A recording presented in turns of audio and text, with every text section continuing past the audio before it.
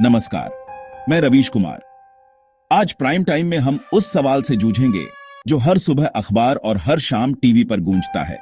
21वीं सदी, उम्मीदों और तकनीक की सदी, फिर से युद्धों और तनावों के अंधेरे में क्यों डूब रही है? हमने सोचा था कि शीत युद्ध के बाद संवाद और कूटनीति से समस्याएं सुलझेंगी, लेकिन आज यूरोप, मध्य पूर्व और एशिया में युद्ध और तनाव की लपटें उठ रही हैं। इतिहास मानो पीछे घूम गया है। बड़ी ताकतें फिर से वर्चस्व की लड़ाई में पूरी दुनिया को झोंकने को तैयार हैं। यह बहस सिर्फ कूटनीति की नहीं, बल्कि आपकी हमारी रोजमर्रा की जिंदगी से जुड़ी है। जब कहीं बम गिरते हैं, उसकी गूंज हमारे किचन के बजट तक पहुंचती है।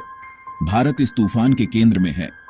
एक तरफ पुराने पड़ोसी तनाव, दूसरी तरफ वैश्विक मंच पर नई जिम्मेदारियां। अब दुनिया मल्टीपोलर हो चुकी है। अमेरिका, चीन, रूस, यूरोप, भारत, हर कोई अपने प्रभाव क्षेत्र के लिए खींचतान में है। बड़ी ताकतें अपने हितों के लिए छोटे देशों को बलि का बकरा बना रही हैं। अंतर्राष्ट्रीय कानूनों की धज्जियां उड़ रही हैं। सवाल है, क्या यह सब कुछ नेताओं की जिद है या इसके पीछे गहरी आर्थिक और सामरिक वजहें हैं? तकनीक जो जोड़ने का वादा थी, क्या अब तोड़ने का हथियार बन गई है? आज हम देखेंगे कि 21वीं सदी के युद्ध सिर्फ टैंक तोप से नहीं, बल्कि आर्थिक प्रतिबंधों, साइबर हमलों और सूचनाओं के जरिए भी लड़े जा रहे हैं। और भारत के सामने क्या विकल्प हैं? आज के युद्धों की बात करें तो सबसे पहले यूक्रेन का मंजर सामने आता है। रूस के हमले ने न सिर्फ यूक्रेन बल्कि पूरी विश्व व्यवस्था को झकझोर दिया। रूस यूक्रेन युद्ध दिखाता है कि बड़ी ताकतें अपने प्रभाव क्षेत्र को लेकर कितनी संवेदनशील हैं। लाखों लोग विस्थापित, हजारों मारे गए शहर खंडहर बन गए। मध्य पूर्व में इसराइल और ईरान के बीच तनाव अब सीधे संघर्ष में बदल चुका है। गाजा में सैन्य कार्रवाई, ईरान समर्थित समूहों के हमले और आम नागरिक सबसे ज्यादा पिस रहे हैं। ये लड़ाई सिर्फ जमीन की नहीं, विचारधारा, धार्मिक पहचान और क्षेत्रीय वर्चस्व की भी है। तीसरा तनाव, ताइवान। चीन ताइवान को अपना हिस्सा मानता है। अमेरिका उसकी स्वायत्तता का समर्थन करता है। दोनों की सैन्य मौजूदगी बढ़ रही है। ताइवान सिर्फ एक द्वीप नहीं, बल्कि दो सबसे बड़ी आर्थिक और सैन्य शक्तियों के टकराव का प्रतीक है। यहां की चिप्स पूरी दुनिया की अर्थव्यवस्था की धड़कन है। इन संघर्षों में बड़ी ताकतों के हित, गठबंधन, आर्थिक मजबूरियां और तकनीकी होड़ सब शामिल हैं। एक जगह का तनाव दूसरी जगह को प्रभावित करता है। यूक्रेन युद्ध से अनाज और ऊर्जा संकट, लाल सागर में हूती हमलों से वैश्विक व्यापार बाधित। यह एक ऐसा मकड़जाल है जिसमें पूरी दुनिया उलझती जा रही है। शांति का रास्ता दिन ब दिन मुश्किल होता जा रहा है। वैश्विक तनावों में अमेरिका की भूमिका सबसे अहम है। शीत युद्ध के बाद वह अकेली महाशक्ति था, लेकिन अब उसे सीधी चुनौती मिल रही है। अमेरिका अपने वर्चस्व के लिए गठबंधन बना रहा है। नाटो, जिसमें अब फिनलैंड और स्वीडन भी हैं, रूस को घेरने की कोशिश। एशिया प्रशांत में quad, America, Bharat, Japan, Australia और ऑंकस, ऑस्ट्रेलिया, यूके, यूएस जैसे नए गठबंधन चीन को संतुलित करने के लिए हैं। अमेरिका अब चीन को सबसे बड़ा रणनीतिक प्रतिद्वंद्वी मानता है, सैन्य, आर्थिक और तकनीकी हर मोर्चे पर। आर्थिक दबाव भी अमेरिकी रणनीति का बड़ा हथियार है। डॉलर का प्रभुत्व, प्रतिबंधों के जरिए ईरान, रूस, उत्तर कोरिया, वेनेजुएला को घेरना, चीन के खिलाफ ट्रेड वॉर, तकनीकी कंपनियों पर पाबंदियां, हुआवे, सेमीकंडक्टर, 5G। लेकिन अमेरिकी रणनीति की सीमाएं भी हैं। इराक, अफगानिस्तान में हस्तक्षेप के नतीजे सबने देखे। कई देश अमेरिकी दादागिरी से नाखुश हैं। वे ऐसी व्यवस्था चाहते हैं जहां किसी एक देश का दबदबा न हो। अमेरिका के अंदर भी बहस है। क्या उसे दुनिया का पुलिसमैन बने रहना चाहिए या घरेलू समस्याओं पर ध्यान देना चाहिए? यही अंतर्विरोध वैश्विक अनिश्चितता को और बढ़ाते हैं। अमेरिका के गठबंधनों के जवाब में एक नया ध्रुव उभर रहा है, चीन, रूस और ईरान की साझेदारी। ये तीनों देश अमेरिकी नीतियों और प्रतिबंधों का निशाना बने हैं और साझा दुश्मन ने इन्हें करीब ला दिया है। यह कोई औपचारिक सैन्य गठबंधन नहीं, बल्कि रणनीतिक साझेदारी है। आर्थिक, सैन्य और कूटनीतिक सहयोग लगातार गहरा हो रहा है। चीन बेल्ट एंड रोड के जरिए वैश्विक प्रभाव बढ़ा रहा है। रूस ऊर्जा और सैन्य ताकत के साथ उसका अहम साझेदार है। यूक्रेन युद्ध के बाद चीन रूस का सबसे बड़ा आर्थिक सहारा बन गया। सस्ता तेल गैस, बदले में सैन्य तकनीक। ईरान भी दशकों से अमेरिकी प्रतिबंध झेल रहा है। अब वह चीन और रूस के साथ मिलकर अपनी अर्थव्यवस्था और सुरक्षा मजबूत कर रहा है। ईरान ने रूस को यूक्रेन युद्ध के लिए ड्रोन दिए, तीनों देशों का सैन्य सहयोग बढ़ रहा है। ये शंघाई सहयोग संगठन जैसे मंचों पर भी साथ हैं, डॉलर आधारित वित्तीय प्रणाली का विकल्प तैयार कर रहे हैं। यह गठजोड़ पश्चिमी देशों के सामने मजबूत प्रतिद्वंद्वी है, लेकिन इसमें भी दरारें हैं, रूस चीन के बीच अविश्वास, आंतरिक समस्याएं। फिर भी यह साझेदारी वैश्विक शक्ति संतुलन को बदल रही है। शीत युद्ध के बाद 2 दशक तक अमेरिका अकेली महाशक्ति था, लेकिन अब दुनिया बहुध्रुवीय हो गई है। अब शक्ति के कई केंद्र हैं, अमेरिका, चीन, रूस, यूरोप, भारत, ब्राजील, तुर्की, सऊदी अरब। शक्ति का बिखराव ही आज के तनावों की जड़ है। हर कोई अपने प्रभाव क्षेत्र के लिए संघर्ष कर रहा है। जब शक्ति एक जगह होती है तो व्यवस्था में स्थिरता रहती है, जब बंट जाती है तो प्रतिस्पर्धा और टकराव बढ़ते हैं। रूस पूर्वी यूरोप, चीन दक्षिण चीन सागर पर दावा करता है। साम्राज्यवादी सोच फिर लौट आई है। अब देशों के लिए किसी एक गुट से स्थायी रूप से जुड़ना मुश्किल है। भारत इसका सबसे बड़ा उदाहरण है।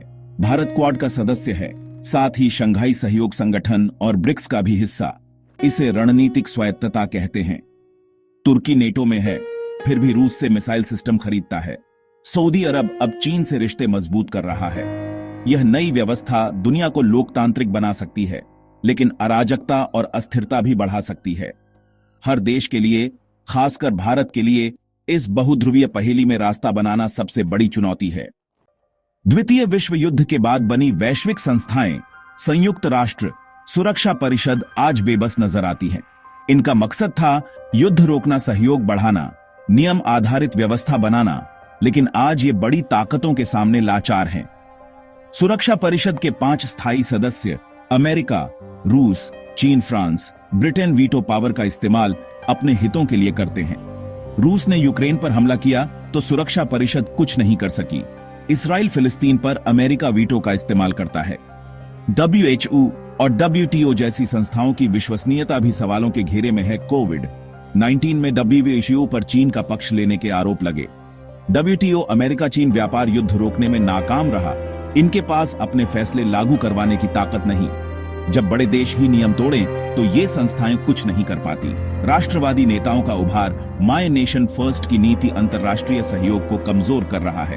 Donald Trump, Putin, Xi Jinping जैसे नेता बहुपक्षीय मंचों के बजाय द्विपक्षीय समझौतों को तरजीह देते हैं। जब नेता अंतर्राष्ट्रीय संस्थाओं का सम्मान नहीं करते तो संवाद के दरवाजे बंद हो जाते हैं। शांति के लिए यह बड़ी चुनौती है। 21वीं सदी के युद्ध अब सिर्फ टैंक तोप से नहीं, बल्कि छद्म युद्ध, आर्थिक प्रतिबंध और तकनीकी होड़ से लड़े जा रहे हैं। प्रॉक्सी वॉर, बड़ी ताकतें सीधे नहीं लड़ती, बल्कि तीसरे देश में स्थानीय समूहों को हथियार, पैसा, ट्रेनिंग देकर अपने दुश्मन को कमजोर करती है। सीरिया इसका बड़ा उदाहरण है। रूस, ईरान, असद सरकार के साथ, अमेरिका, तुर्की, सूदी विद्रोहियों के साथ देश तबाह, लाखों मारे गए।